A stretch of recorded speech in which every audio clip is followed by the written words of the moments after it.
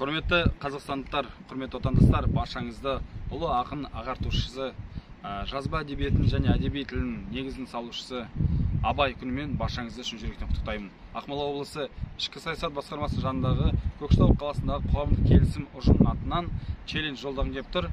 Жамбыл облысы Тараз қаласындағы әріптестерімізге Абай Құнанбаевтың өлеңдерінен бір үзінді.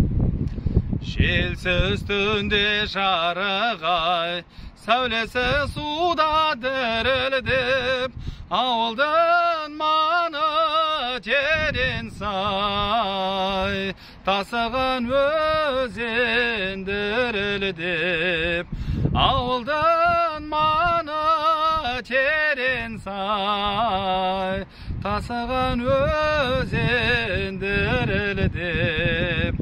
Осы Абай Құнанбаевтың өлеңдерінен үзіндісін ары қарай жолдасаңыздар, баршаңызды шын жүректен құттықтаймыз.